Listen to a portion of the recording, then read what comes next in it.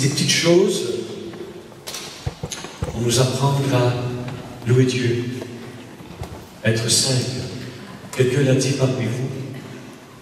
C'est simple, simplicité. Ça fait converger le même. C'est des petites choses très simples.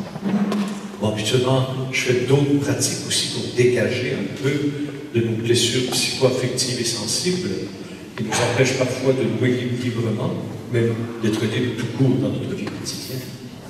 Et j'aimerais, frères et sœurs, ça c'est plus complet quand même, mais je ne prendrai pas beaucoup de temps pour qu'on puisse se reposer avant le repas. La louange, c'est l'expression par excellence de l'homme nouveau.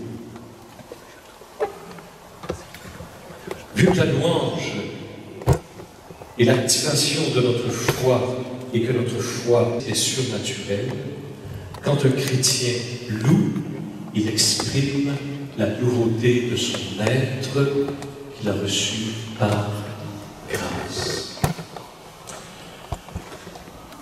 Nous oublions trop souvent, frères et sœurs, que nous sommes des créatures nouvelles. Que je suis un homme nouveau, que tu es un homme, que tu es une femme nouvelle. On oublie cette réalité dans notre vie et on accorde beaucoup plus d'importance à ce qu'on appelle le monde. Et ce qu'on lui accorde de l'importance à ce vieil homme, pas à cette vieille femme. En fait, nous accordons de l'importance à ce qui est cadavérique. Parce que le vieil homme est mort, véritablement mort par le baptême. Par le baptême, par le Saint-Esprit, nous devenons une créature nouvelle. Mais ce fichu cadavre nous a laissé quelques traces, quelques vestiges, et parfois ils réclament leur droit. Alors ils nous foutent beaucoup. Et là on pense que notre vieil homme n'est pas encore mort, mais il est mort. Voilà pourquoi dans notre vie nous devons accorder beaucoup plus d'importance à être ce que nous sommes. Ce que nous sommes. Nous sommes dans la nouveauté de Dieu. Nous sommes renés dans le Saint-Esprit depuis que nous sommes baptisés. Nous sommes des créatures nouvelles. Si on mettait toute notre énergie, tout ce que nous sommes, enfin à devenir ce que je suis, parce que tu n'es plus le vieil homme. Le vieil homme, c'est un cadavre, il est pourri, il est disparu. La réalité de ton être chrétien, c'est d'être une nouveauté au cœur de ce monde ancien. Voilà pourquoi il y a tellement de tension chez quelqu'un qui chemine. Alors, quand tu loues le Seigneur, tu permets à la créature nouvelle de se manifester. Oui, tu dois. Voilà. Colossiens 3, 4, 10. Mortifiez donc vos membres terrestres. Fornication, impureté, passion coupable, mauvais désir, cupidité, idolâtrie. Voilà ce qui attire la colère divine sur ceux qui résistent. Vous-même, vous vous conduisiez naguère de la sorte. Ah! Quand vous viviez parmi eux, eh bien, à présent, vous aussi, rejetez tout cela. Colère, emportement, malice, outrage, vilains propos doivent quitter vos lèvres. Ne vous mentez plus les uns les autres. Vous vous êtes dépouillés du vieil homme avec ses agissements et vous avez revêtu le nouveau, celui qui s'achemine vers la vraie connaissance en se renouvelant à l'image de son Créateur. Quand tu loues, tu te permets enfin de respirer. Tu permets à cet homme nouveau, à cette femme nouvelle, que tu es en vérité et en réalité de s'ouvrir et de se manifester. Quand je loue le Seigneur, je manifeste la nouveauté que je suis par la grâce du Saint-Esprit dans un monde qui va se corrompant. Tu annonces par ta louange. Je verrai en quoi elle est sacerdotale, notre louange, comme baptisée, mais elle est aussi prophétique, en ce sens que tu annonces dans un monde qui se corrompt, tu annonces dans ta vie la nouveauté du Christ.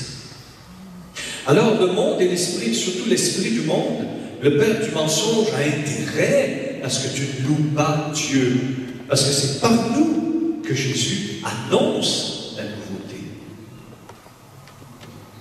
Et la louange, par excellence, est une expression de cet homme nouveau, de cette femme nouvelle que tu es devenu réellement par le Saint-Esprit, à condition de vivre comme une créature nouvelle dans le Christ, bien sûr. Alors tu t'imagines, quand une assemblée loue, le vieux, le corrompu, l'ancienneté disparaît. Tu fais de la place pour la nouveauté.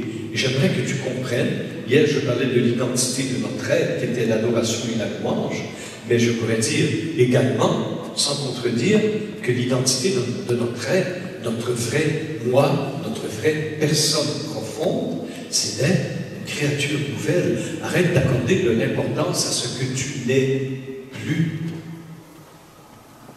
Accorde de l'importance à ce que tu es, c'est-à-dire nouveauté dans le Christ. Coucou. Alors, dans les Actes des Apôtres, au chapitre 17, verset 29, écoute bien ce que dit la parole. Acte 17, 29. Or, voici que, fermant les yeux sur les temps de l'ignorance, Dieu fait maintenant savoir aux hommes d'avoir tous et partout à se repentir, parce qu'il a fixé un temps pour juger l'univers avec justice par un homme, Jésus, qu'il y a destiné, offrant à tous une garantie en le ressuscitant des morts. Que dit Paul? Fermant les yeux sur les temps de l'ignorance. Comment Dieu ferme-t-il les temps de l'ignorance et nous amenant dans le Christ, dans la nouveauté? Celui qui ne loue pas Dieu, même un chrétien, celui qui dit dans sa vie, c'est pas important, tout ce qu'il enseigne, bon, le louange, oui, oui, non, vous demeurez dans les temps de l'ignorance. Aujourd'hui, en 2018, un homme, une femme qui n'a pas reconnu Christ dans sa vie comme sauveur et Seigneur, qui ne veut pas de la foi chrétienne, demeure dans les temps de l'ignorance, parce que Jésus-Christ a amené la révélation du vrai Dieu. Et en amenant la révélation du vrai Dieu, il amène la révélation de la créature nouvelle par la grâce, dont la louange est une, mais excellente expression.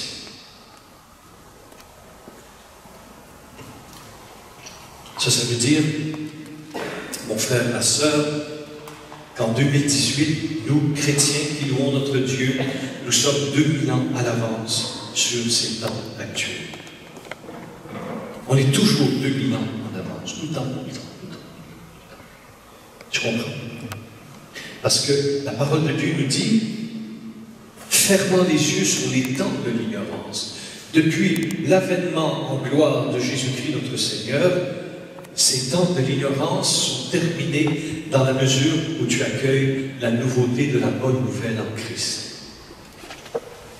Et quand tu loues ton Seigneur avec ferveur, comme vous l'avez fait tout à l'heure, en chantant tout simplement hein, « Jésus, mon roi », il y a une nouveauté qui rentre dans l'atmosphère, il y a une nouveauté qui pénètre le monde.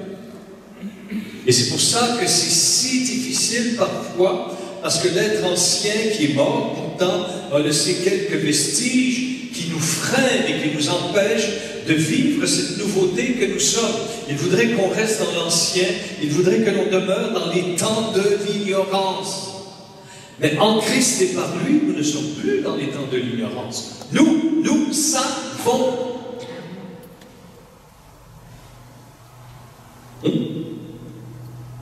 Je savais pas que tu faisais ça. La parole de Dieu nous l'apprend.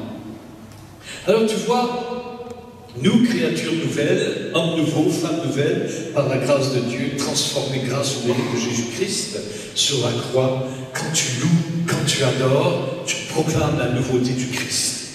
Ok? Un exemple. Aujourd'hui, ce qui est très à la mode, c'est une idéologie qu'on appelle le transhumanisme. On en parle. Bon, il y a des bonnes choses là-dedans. C'est tout ce qui a trait à la biotechnologie, à la nanotechnologie, aux nouvelles médecines, aux nouvelles recherches, etc. C'est incroyable ce qu'il y a de promesses pour soulager la douleur humaine.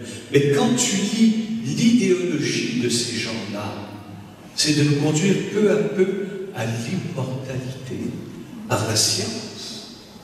Ils peuvent régénérer nos tissus par la nanotechnologie, par la manipulation génétique et par une méthode, j'ai oublié une autre, qui s'appelle CRISPR-2, quelque chose comme ça, où ils peuvent intervenir dans la chaîne ADN et remplacer des choses.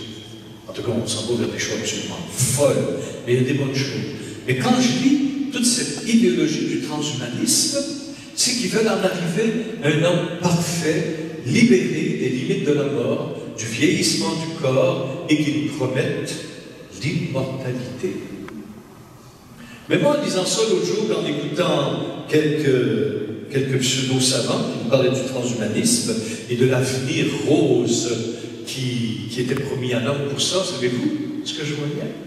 Je suis parti à rire. Je suis parti à rire. Mais je l'ai dit, frères et sœurs, ça je l'ai enseigné ailleurs aussi, mais j'ai dit le véritable transhumaniste, c'est Jésus-Christ. Il a vaincu la mort, son corps est ressuscité dans la gloire. Et nous qui avons foi en lui, nous le savons, que l'homme immortel existe. Parce qu'en Christ et par la foi, nous participons de sa victoire. Ces gens-là ne nous apprennent rien parce que nous, chrétiens, nous le savons, que ça existe, mais que cette catégorie d'homme immortel n'est que dans l'ordre du don. C'est-à-dire par Jésus-Christ. Et là, je voyais le petit serpent de la Genèse. Vous n'avez pas besoin d'être Dieu. Vous n'avez pas besoin d'être Dieu pour être comme Dieu. Vous n'avez pas besoin d'être Dieu pour avoir la vie mortelle. Regardez les promesses de la science.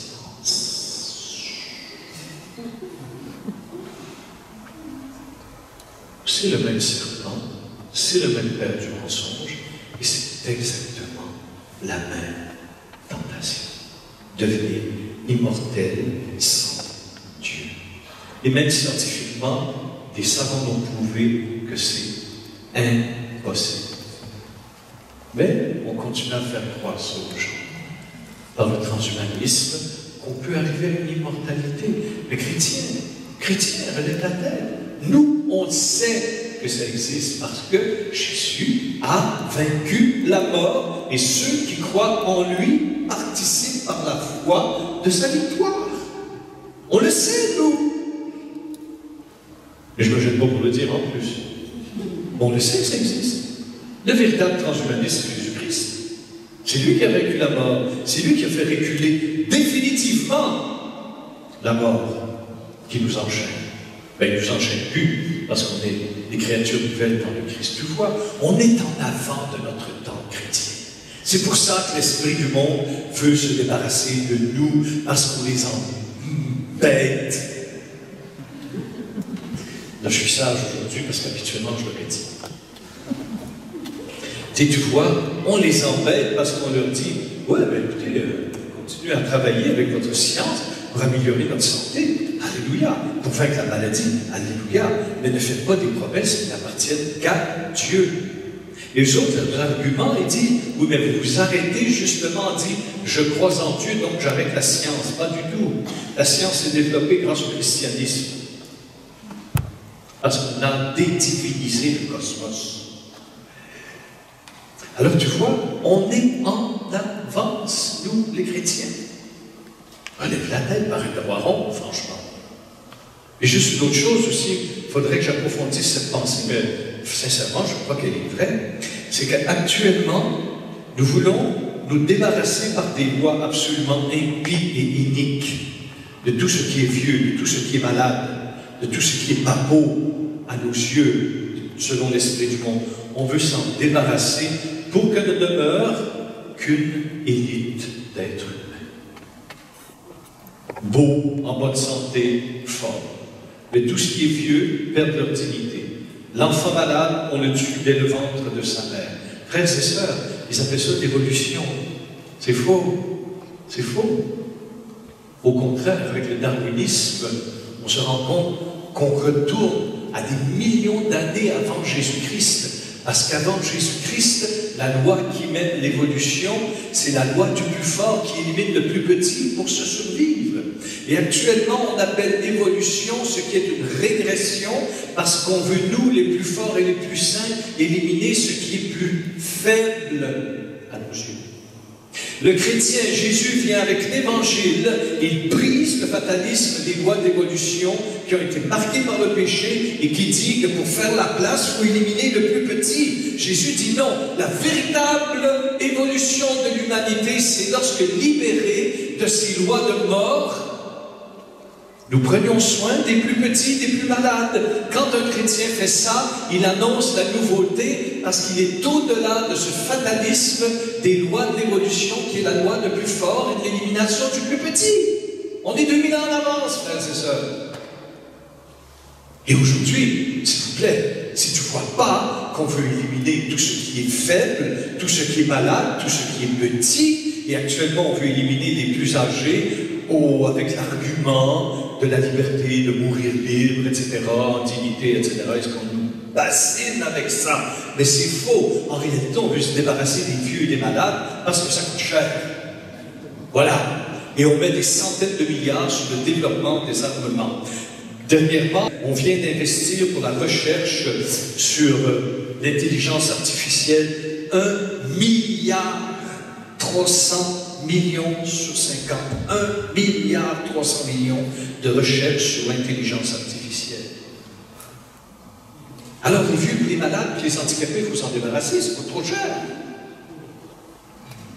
Les bébés, comment ça s'appelle, trisomiques, ou autistes, etc., il faut les éliminer, ça coûte trop cher. Frères et sœurs, ce qui est derrière ces idéologies, c'est des idéologies de fric. De fric. Ne soyons pas durs. Et toi, tu es là. Tu annonces Jésus-Christ, le seul qui a permis à cette humanité et à ce cosmos d'évoluer véritablement en nous libérant de ce fatalisme cosmique évolutif qui prêche et qui vit la loi du plus fort. Et pour que la loi du plus fort règne, il faut éliminer les plus petits. C'est d'une logique choquante. Moi, j'entends ça, je les entends aux infos, tout ce que je lis, là, et c'est ça quelque chose à la figure. Les autres appellent ça d'évolution, mais en réalité, c'est de la régression. C'est pas d'évolution. La véritable évolution, c'est l'évangile de Jésus-Christ qui nous dit de nous occuper des plus faibles. Parce qu'en nous occupant des plus faibles, on se débarrasse de ce fatalisme des lois qui ont été blessées par le péché depuis Adam et Ève. Seul Jésus-Christ apporte cette beauté. Alors, quand tu loues ton Seigneur, tu fais une œuvre de nouveauté dans un temps qui est encore dans l'ignorance.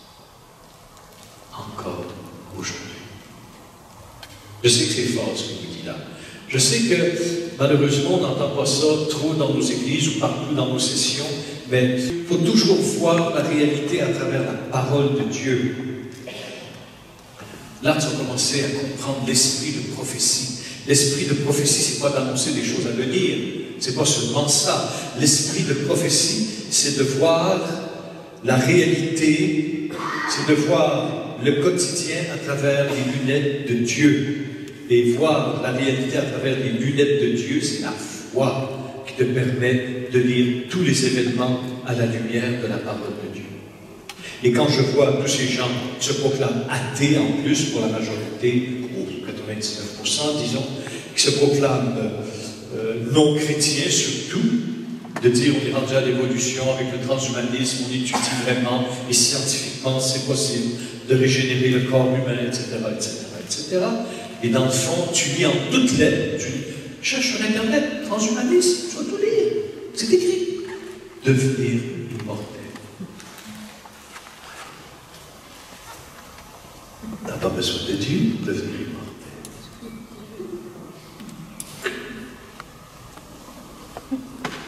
C'est le mensonge. Moi, à un moment donné, j'ai eu, en lisant l'actualité, j'avais toutes ces lumières-là, la lumière de la parole de Dieu, je me dis, Seigneur, on est vraiment en avance sur ce monde. On est vraiment en avance. Sans rejeter tout, il faut discerner quand même, parce qu'il y a une magnifique science à travers ça, pour guérir, pour soulager la douleur et tout. Mon Dieu. Vous savez, frères et sœurs, la puissance de la louange, c'est tout ça. T'apportes la nouveauté du Christ, tu manifestes que tu es une créature nouvelle et tu refuses le temps de l'ignorance. Tu refuses les doctrines de régression qu'eux qualifient d'évolution. Moi, je refuse ça au nom de Jésus-Christ. Pourquoi? Parce que je ne veux pas embarquer dans le vieux. Jésus m'en a libéré du vieux, du corrompu, des temps d'ignorance. Jésus m'en a libéré. Et ces gens-là veulent que nous y retournions. Mais ne crois pas qu'ils sont innocents, ces gens-là. Ils connaissent la Bible bien plus que toi. Ils connaissent l'enseignement d'Église bien plus que toi. C'est pour ça qu'ils font tout pour le nier. C'est pour ça qu'ils font tout pour libérer notre société des chaînes de l'obscurantisme catholique. Parce que ce qui passe avant tout dans ces idéologies, pardonnez-moi de le dire aussi clairement, mais c'est pas l'islam, c'est pas les protestants, c'est pas les orthodoxes, c'est les catholiques. C'est l'Église catholique qu'ils veulent détruire. Parce qu'on est à la pointe. Je dis sans prétention, c'est la vérité, c'est des pasteurs, mes amis qui me l'ont dit. Ils ne veulent pas détruire les évangéliques, ils veulent détruire les catholiques. Ils me l'ont dit. Et je sais, franchement. Je dis, ça devrait vous interroger un petit peu, non? Alors peux-tu t'imaginer que quand tu loues, enfin, tu deviens ce que tu es, créature nouvelle. Et ta nouveauté rayonne dans le monde. Ta nouveauté rayonne dans l'atmosphère, sur ta famille, partout. Tu amènes la nouveauté du Christ. Mais l'esprit de ce monde ne t'en surprend pas, ne veut pas de la nouveauté du Christ. C'est pour ça qu'il y a un tel combat spirituel actuellement. C'est la confrontation directe entre le Saint-Esprit et l'Esprit du monde. Sachant que l'Esprit du monde est vaincu depuis la résurrection du Christ. Alors, il faut comprendre ça. La portée de ta louange, une portée au cœur même du temps, au cœur même de l'histoire, et ta louange dit au monde, dit au cosmos, dit au temps, ne t'en fais pas. Nous, chrétiens, nous apportons la nouveauté du Christ dans ce monde. Encore faut-il vivre notre foi. Encore faut-il vivre comme des hommes renouvelés et des femmes renouvelées dans la grâce du Seigneur. Amen. Voilà pourquoi, prophétiquement, la louange annonce la fin du monde. C'est la portée eschatologique de la prière de louange. Tu annonces le paradis. Tu annonces la victoire de Jésus-Christ. Tu annonces la fin du monde. Prenez, je ne sais pas si je les ai écrits ici, ça doit, mais bon. Apocalypse 19, 2, 6. Après quoi j'entendis comme un grand bruit de foule immense au ciel qui clamait « Alléluia ! Salut, gloire et puissance à notre Dieu !» Puis il reprit « Alléluia ! Oui, sa fumée s'élève pour les siècles des siècles. » Alors les 24 vieillards et les 4 vivants se prosternèrent pour adorer Dieu qui siège en disant « Amen, Alléluia !» Alors j'entendis comme le fruit d'une foule immense, comme le mugissement des grandes eaux, comme le grondement de violents tonnerres. On clamait Alléluia, car il a pris possession de son règne, le Seigneur, le Dieu maître de tout. Et j'ai entendu un grondement qui clamait Alléluia. Alors quand tu chantes Alléluia, tu annonces la fin du monde. Quand tu chantes l'Alléluia, tu dis déjà que tu participes à la vie paradisiaque de Dieu. Parce que ces chants-là de l'Alléluia, c'est les chants de ceux qui sont dans le royaume éternel, dans l'accomplissement de la plénitude en Jésus-Christ. Alors quand tu dis Alléluia, comme je te disais hier, est-ce que tu sais ce que tu fais? Est-ce que tu sais que tu annonces au monde la fin du monde? Est-ce que tu sais qu'en chantant Alléluia, dans la foi, active ta foi, que tu annonces vraiment que la victoire est au Christ, que tu dis vraiment le royaume? C'est eschatologique quand on fait la louange. Parce que la louange étant l'expression de l'homme nouveau dans le Christ, nous annonçons la fin du monde et la venue du règne. C'est ça la louange. Je te l'annonce. C'est ça la louange. C'est pas n'importe quoi, mon frère, ma soeur, quand tu participes à la prophétie de Dieu, annonçant dans un monde qui vit encore dans le temps de l'ignorance, tu annonces par ta louange la nouveauté de Dieu. Tu dis au transhumanisme qui, par le mensonge luciférien, dit que nous pouvons arriver à l'immortalité. Toi, tu dis non et tu pars à rire parce que le véritable transhumanisme, c'est Jésus-Christ qui a vaincu la mort définitivement et te donne de participer à sa mort par la résurrection et à sa résurrection par la résurrection. C'est extraordinaire! Wow!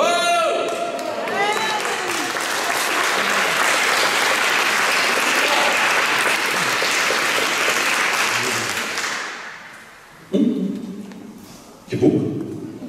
Et c'est vrai. Alors tu vois, Jésus, je récapitule, c'est-à-dire je remets tout sur une tête. Récapitule, c'est ce que ça veut dire. Et la tête, c'est le Christ. Ta louange, expression de l'homme nouveau.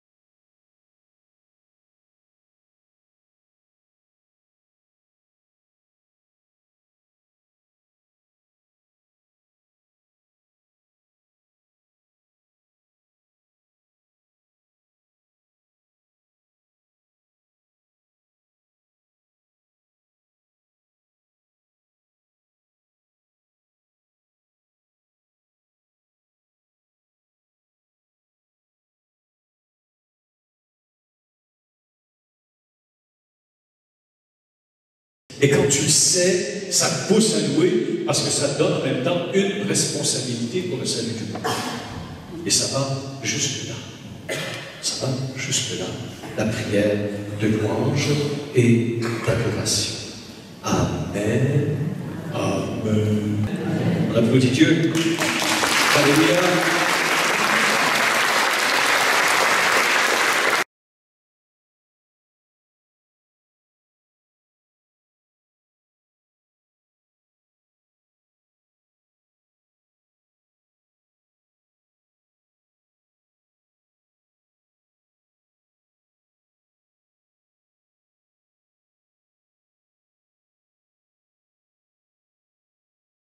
Pour ça, c'est si difficile de louer. Parce que tu as les vieux vestiges du vieil homme qui parfois essayent de t'empêcher de louer. Mais fais vaincre en toi ta nouveauté. N'écoute pas ça. Et loue. C'est tout. Et tu l'auras vaincu. Et de plus en plus ce que tu es, c'est-à-dire une créature nouvelle, tu prendras ta place et tu laisseras respirer en toi la nouveauté du Christ. En louant, en chantant des Alléluia au Seigneur, tu annonces le paradis. Tu annonces la victoire de Jésus. Tu annonces ta participation à la liturgie céleste. Participer à la liturgie des anges devant le trône de Dieu et de tous ceux qui sont devant lui, nos frères et nos sœurs qui sont déjà dans la gloire de Dieu, ne se résume pas à célébrer les saints mystères eucharistiques, frères et sœurs. Quand tu loues, il y a une liturgie, il y a une participation dans la louange au cœur céleste qui loue Dieu devant son trône. Tu participes par la foi à l'annonce dans ce monde du royaume de Dieu en sa plénitude, qui est grand. Et bien sûr, la portée prophétique, comme je te disais, tu annonces la nouveauté du Christ dans un monde qui s'autodétruit, refusant la gloire de Dieu. Amen. Alors, c'est déjà pas mal. Tu comprends maintenant un petit peu plus pourquoi il faut louer Dieu. Parce qu'il y a un devoir de louange, il y a une prière dans la liturgie. Je ne sais pas si c'est au bréviaire ou à la messe qui dit « Seigneur, donne-nous d'accomplir notre devoir de louange. » C'est un devoir. Mais oui, Dieu est Dieu. Dieu est Dieu. Alléluia. Voilà pourquoi, frères et sœurs, nous devons. Ça, je vais attendre un petit peu plus tard. Quand? Ok, vous avez compris? Alors, louange, manifestation de la nouveauté, manifestation de l'homme nouveau, de la femme nouvelle. La louange prophétise en annonçant la gloire de Dieu. La louange participe de la fin du monde, parce que tu annonces la victoire de Jésus-Christ. La fin du monde dans la Bible, frères et sœurs, ce n'est pas les catastrophes, ce n'est pas les guerres, ce n'est pas les astres qui tombent, c'est pour ça la fin du monde. C'est ridicule si tu penses ça. La fin du monde, hein, c'est la révélation du royaume de Dieu qui vient s'accomplir sur la terre. C'est ça la fin du monde. Les catastrophes, ce sont des épiphénomènes, voilà, qui accompagnent la révélation de Dieu. Pourquoi ça accompagne la révélation de Dieu? C'est simple. Parce que quand Dieu rentre dans sa nouveauté, l'ancien est banni, l'ancien est chassé, ou l'ancien résiste à la nouveauté, ce qui fait souvent une résistance et une tension. Souvent on se dit, frères et sœurs, ça c'est clair, souvent on se dit, on regarde les gens dans le monde qui n'ont pas la foi, qui ne se causent pas la tête avec ça, hein. Ouais, mais ils souffrent bien moins que nous, ils n'ont pas tous nos problèmes, etc., etc., etc. C'est biblique, hein, ça fait quelques milliers d'années que ça a été écrit, ce sentiment. Et là, on voudrait abandonner la foi pour dire, depuis que j'ai la foi, j'ai des problèmes, c'est difficile, etc., etc. Bon, on voudrait voir pourquoi c'est difficile, premièrement. Hein? Mais il y a une petite explication à ça. C'est que la personne dans le monde vit comme un vieux. Fait qu'il n'y a pas de tension. Il peut vivre dans le péché quand il veut, pourvu que je sois un bon gars. Quand j'entends ça, ouais, c'est un bon gars. Mais regarde la vie qu'il fait à côté, franchement, c'est un bon gars, t'as minute, là. Hein? Mais c'est sûr, si tu vis comme un ancien, tu n'auras pas toutes ces tensions en toi. Mais toi, tu as reçu par le baptême une grâce de nouveauté. Dieu t'a transformé dans sa nouveauté. Et là, l'être nouveau veut vivre, lui. Mais les vestiges du vieux pourri veut garder ses droits. Alors, souvent dans ta vie, tu fais l'expérience de cette nouveauté. C'est-à-dire, tu es une créature nouvelle qui se bat contre des vieilles habitudes de l'homme ancien qui est mort, mais qui a laissé des vestiges. C'est ça qui amène dans notre vie chrétienne souvent des tensions et qui, pour beaucoup, on est porté à abandonner la vie de l'homme nouveau pour vivre dans l'ancien. Comme on dit, c'est la bataille du vieil homme et de l'homme nouveau. C'est la bataille de la vieille femme et de la femme nouvelle. C'est sûr que les gens du monde qui vivent dans le monde n'ont pas ces problèmes-là, eux. Ben oui, ils sont vieux, puis ils vivent comme des vieux, c'est tout. Ils vivent dans tant d'ignorance, puis ils se complaient là-dedans. Mais ça ne fera qu'un temps. Parce qu'aujourd'hui, les grands événements de Dieu s'en viennent à pas redoubler. C'est vraiment le pas de course actuellement. Ça fait que c'est sûr qu'ils n'ont pas toutes ces tensions, ces angoisses, ces questionnements que nous on vit, parce que ça vient heurter le monde dans lequel on vit, ça vient heurter des vieilles conceptions qu'on a en nous, et ça peut créer des angoisses terribles, ça crée des tensions. Eh bien, je t'en prie, ne t'en fais pas. C'est juste la bataille entre ce vieux cadavre qui a laissé ses marques en toi et la créature nouvelle qui veut vraiment vivre sa nouveauté. Alors ça crée en toi des tensions. Jusqu'à temps que par la grâce de Dieu avec ton aide, tu aies vaincu ces vieilles affaires. Ça t'explique quelque chose? Alors, c'est tout à fait normal que quelqu'un qui entreprend un chemin d'adoration, de louange, un peu le style que nous vivons, ou que vous vivez, ou il y en a d'autres, hein. On n'a pas le monopole de la louange et de l'adoration, au moins de là, et heureusement, est-ce qu'on a, nous, on vit à plein. Et c'est bon, très bon, très bon. Alors, c'est pas étonnant que plus tu loues Dieu, plus il va avoir en toi ces espèces de vieux vestiges qui vont dire « Oh, n'exagère pas, hein ?» Alors ça va faire monter en toi des vieilles affaires qui peuvent te conduire à des tensions. À ce moment-là, réfléchis. C'est les histoires du vieil homme qui veut reprendre ses droits. Toi, tu dis « Non, je suis une nouvelle créature en Jésus-Christ, je veux vivre comme une créature nouvelle. » C'est ça qui cause parfois nos tensions.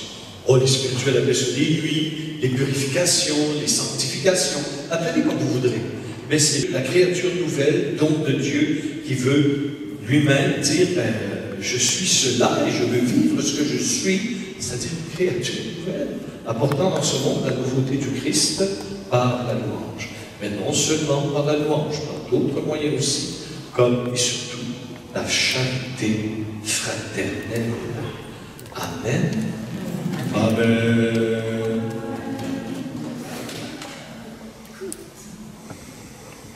Bon. Je dis ici quelque chose de très simple. Il y a dans la louange l'expression de l'accomplissement, vu que tu participes par la foi à la vie trinitaire. La louange trinitaire au Père des Lumières, à son Fils éternel et bien-aimé, et dans l'esprit de gloire. Puisque nous sommes dans la fin des temps et que tout est accompli dans le Christ, notre louange annonce le royaume de Dieu déjà agissant au milieu de nous. La louange est donc l'expression du royaume de Dieu. C'est une expression, c'est pas la seule, mais c'est une importante expression. Pourquoi? Parce que la louange est très, très attirante.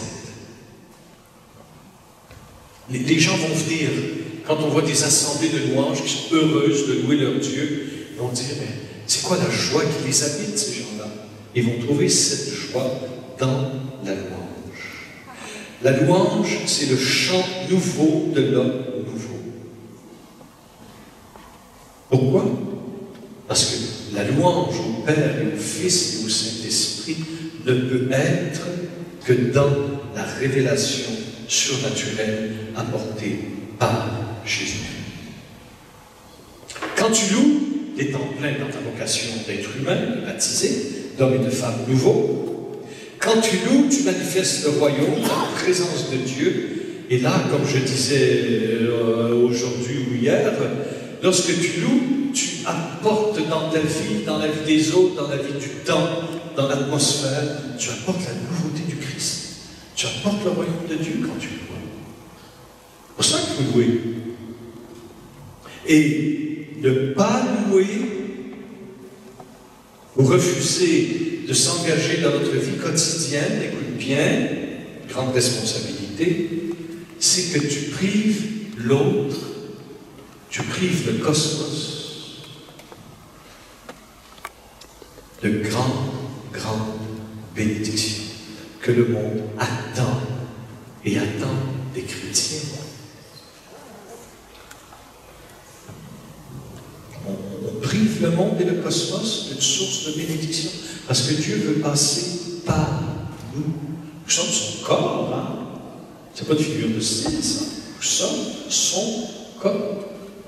Dieu touche par nos mains, Dieu regarde par nos yeux, Dieu entend par nos oreilles, Dieu fait des miracles par notre prière, notre ministère. Dieu manifeste sa gloire par nous. C'est sa volonté de le faire ainsi. Donc, il y a une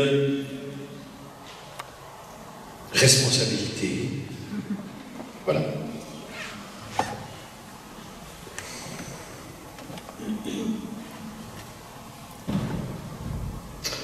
De la louange dans le temps, nous touchons l'éternité. Par la louange, nous laissons la nouveauté, nous laissons l'éternité transformer la temporalité. Nous laissons l'éternité de Dieu toucher et faire grâce à notre temps. Nous permettons à l'atmosphère de Dieu de se manifester dans notre vie partout où nous sommes. Ça, c'est très simple, très simple. Quand je dis de notre Père, cette fameuse prière que Jésus nous a enseignée, on dit à Dieu, notre Père, que ta volonté soit faite, rappelez-vous, que ta volonté soit faite.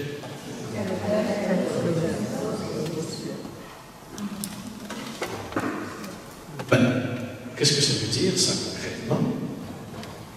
Ça veut dire que le chrétien, parce qu'il est renouvelé dans le Christ, a le pouvoir d'amener le ciel sur la terre. Quand tu accomplis la volonté de Dieu comme au ciel, tu fais descendre le ciel sur la terre. Un chrétien qui fait la volonté de Dieu ancienne la terre. Et c'est la volonté de Dieu de louer son Fils, de le louer lui et de louer le Saint-Esprit. Alors, quand nous obéissons à la volonté du Seigneur de lui rendre culte en esprit et en vérité, nous accomplissons sa volonté sur la terre comme au ciel. Alors, quand un chrétien accomplit la volonté de Dieu, le ciel se manifeste sur la terre. Et le ciel n'est pas si loin que ça, il est là. Il n'est pas loin, le ciel, il est là. C'est nous qui sommes fermés au ciel. Et c'est pour ça que lorsque les pharisiens, les scribes et les juges, les grands spécialistes de la parole de Dieu demandaient à Jésus, est-ce que le royaume de Dieu va se manifester sous nos yeux, là? Que répond Jésus? Le royaume de Dieu ne se laisse pas observer. Il est au milieu de vous, le royaume de Dieu. Pourquoi quelqu'un qui voudrait observer le royaume de Dieu ne le voit pas? Parce que quand tu observes quelque chose, tu es toujours à l'extérieur de ce que tu observes.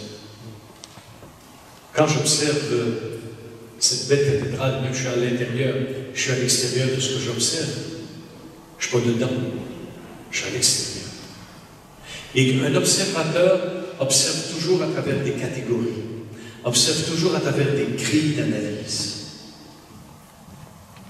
Alors celui qui observe, qui voudrait voir le royaume de Dieu, d'emblée, il se place hors du royaume parce qu'il veut voir, il veut observer le royaume de Dieu, mais il ne peut pas le voir, il ne peut pas le vivre, parce qu'il est en dehors.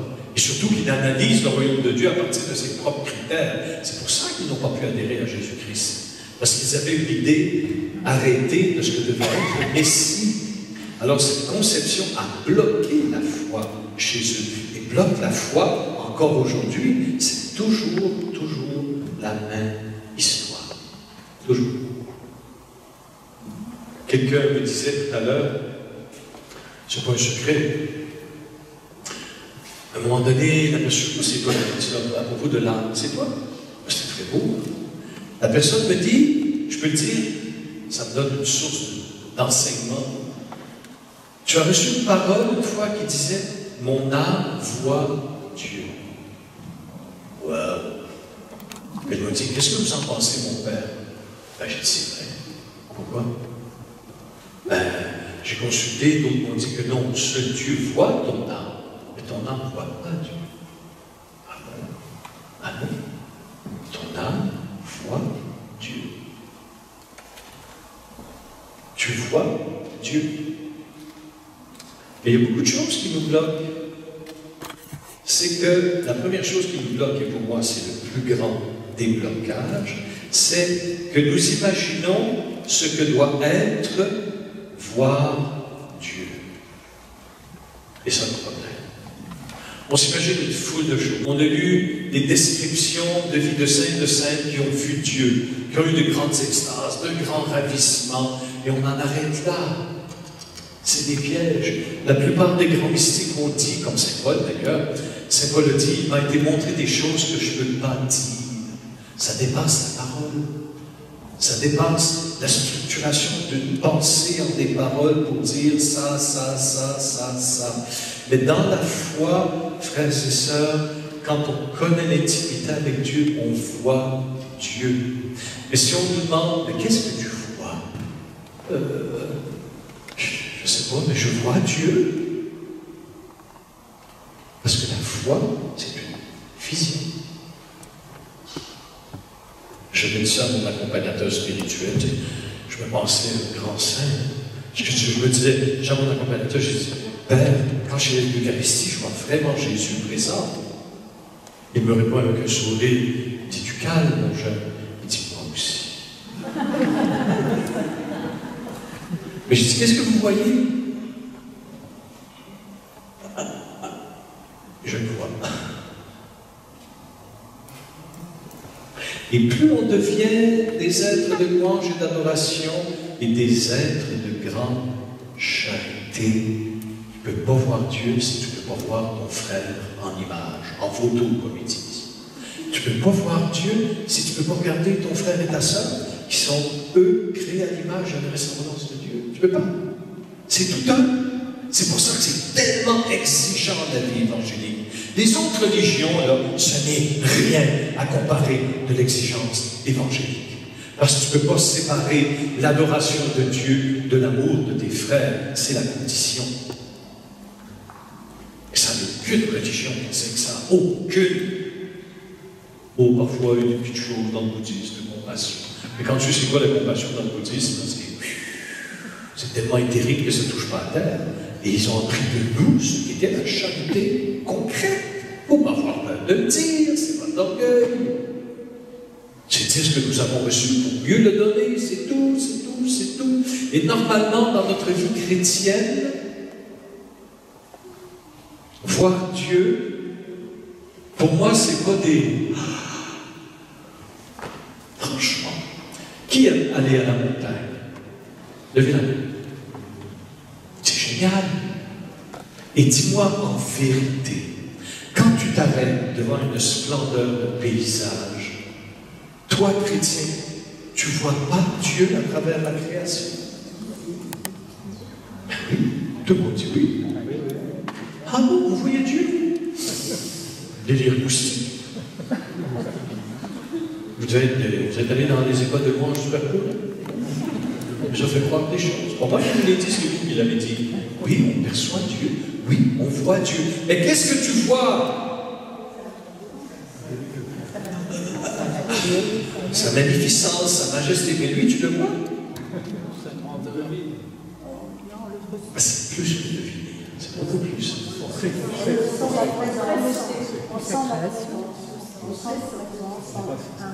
Et comment ça se fait que quelqu'un qui n'est pas croyant, qui ne pratique pas sa foi, ne le voit pas, lui? Les autres, ils le disent, hein. Mais tu es malade, vous voyez Dieu? Moi, ils me l'ont dit. Tu es malade? Attends. J'ai dit, oui, regarde, tu vois Dieu? Ah si, tu le sais au fond de toi. Mais ça, c'est la grâce de la foi. Et ça vient du don du Saint-Esprit qu'on appelle le don de science, qui nous permet de voir Dieu dans ses œuvres. Alors, c'est pour ça que c'est si difficile, par exemple, un homme, qui s'en va. Toi, tu es croyant, lui, il n'est pas croyant. Vous êtes tous les deux des alpinistes, vous êtes tous les deux des montagnards, vous aimez la montagne, les paysages, la grandeur, mais l'autre est ravi aussi. L'espèce d'extase esthétique devant la beauté de la création, mais il ne voit pas Dieu. Le chrétien est élevé au-delà de la création, et il est en plein, et en même temps, il est plongé dans le mystère de la création, parce qu'il voit Dieu par la foi. Et voir Dieu par la foi n'est pas de l'autosuggestion, c'est agissant par les dons du Saint-Esprit. Alors pourquoi c'est difficile d'évangéliser? Une des raisons, c'est ça. Parce que toi, tu dis, ben, j'ai reçu cette grâce. Et pourtant, Dieu nous demande d'aller évangéliser toute la création. Avoir la révélation du vrai Dieu. Et la révélation du vrai Dieu nous libère de l'esclavage. Ça fait, quand tu regardes, quand tu sais ces choses-là, tu n'as plus honte d'être appelé chrétien. Amen. Amen. Alors, oui, c'est vrai, on voit Dieu. Et quand je vous dis ça, je suis pas en extase ou en transe ou je ne sais pas transporter où, là. Je dis simple. Quand tu vois un bébé, surtout qui vient d'être baptisé, là, tu ne vois pas Dieu. Pour moi, une des marques de l'impureté de notre cœur et de notre regard, c'est qu'on a beaucoup de difficultés à regarder notre sœur ou notre frère et à voir Dieu dans l'être humain. Pourtant, la plus grande révélation de Dieu sur la terre, c'est l'être humain. Le petit oiseau qui fait pit-pit sur la branche, qui te lâche une fiente sur l'épaule. Tout ce qu'il fait, c'est comme une machine, il fait pit-pit, c'est tout. Mais l'être humain est créé à l'image et à la ressemblance de Dieu. On a tellement été déformé qu'on ne trouve plus dans l'autre l'image et la ressemblance de Dieu. Je me suis traité de malade, je trouvais que j'exagérais. Je n'exagère pas. Je disais, en réalité, je suis en moi-même, tu es en toi-même, un lieu d'adoration de Dieu. Pourquoi? Parce que Dieu t'aime. Tu adores Dieu en toi autant que tu l'adores dans le Saint-Sacrement, autant que tu l'adores présent dans sa création. Et ça, il faut le comprendre. Les gens, les églises sont fermées, on ne peut plus aller adorer. Ah bon, tu ne peux plus aller adorer? Alors tu oublies ce que tu étais de par ton baptême. J'aime aussi l'adoration eucharistique, je le fais chez nous à la fraternité. Des fois, je prends du temps et du temps et du temps. Mais je sais aussi que quand je voyage, quand je m'en vais à la montagne, ou à la plage, ou à la campagne, et c'est pas de l'orgueil de dire ça, c'est rendre grâce à Dieu des œuvres de grâce en moi. Chacune des personnes, nous sommes un lieu d'adoration, nous sommes un lieu de louange. De sorte que pour toi et pour moi, l'autre, au lieu d'être un objet de convoitise, ou de colère, ou de jalousie, ou d'indifférence, devrait être pour toi un lieu où tu peux adorer Dieu, donc un lieu d'infini respect, parce que c'est un être humain. Mais si notre cœur n'était pas si dur que ça, mon Dieu, nos petits aidants mysticopétés en haut d'une montagne, on devrait les vivre partout, dans le métro, dans le bus. Waouh! Mais notre cœur est... Oui, Marie, c'est quand même exceptionnel, hein? Vous avouerez, hein? Mais on devrait arriver à voir ça chacun chez les autres. Et la fin des temps, la transfiguration accomplie dans la résurrection de la chair, c'est ce qui va arriver. Détacher toute convoitise. Amen. Amen. Alors tu vois, nous sommes appelés à le vivre. Et une école de louange s'inscrit justement dans cette dynamique, même sans le vouloir dire, bon ben, je loue pour apporter la nouveauté. Je loue, non, pas du tout. Le fait que tu loues, ça se réalise.